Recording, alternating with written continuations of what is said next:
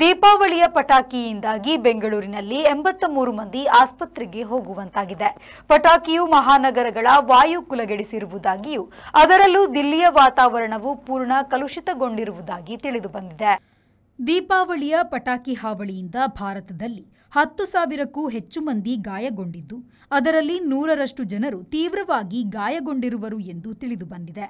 ಬೆಂಗಳೂರಿನಲ್ಲಿ ಕಳೆದ 3 ದಿನಗಳಲ್ಲಿ 83ಕ್ಕೂ ಹೆಚ್ಚು ಜನರು ಪಟಾಕಿಯಿಂದ ಚುಚ್ಚಿಸಿಕೊಂಡಿದ್ದಾರೆ.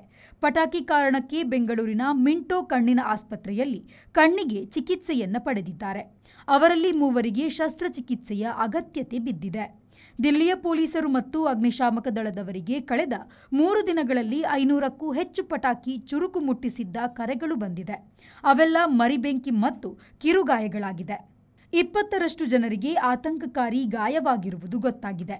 ದೇಶದ ಎಲ್ಲ ಮಹಾನಗರ ಪಾಲಿಕೆಯ ಮಟ್ಟದ ಗಾಳಿಯನ್ನು ಪಟಾಕಿಗಳು ಮಟಾಶ್ ಮಾಡಿರುವುದಾಗಿ ತಿಳಿದುಬಂದಿದೆ. ದಿಲ್ಲಿಯಲ್ಲಿ 433 AQI ಗಾಳಿಯ ಮಟ್ಟದ ಸೂಚ್ಯಂಕವಿದ್ದು, ಉಸಿರಾಡಲು ಹಲವರು ಒದ್ದಾಡಿದ್ದರು.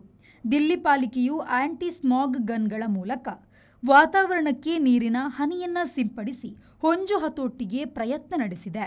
Bureau report, V4 news, Bengaluru.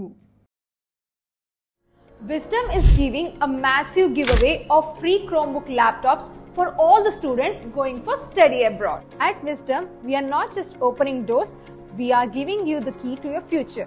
We have helped thousands of students to earn great scholarships and education loans to get admitted to top global universities. We are powering your journey with the free Chromebook.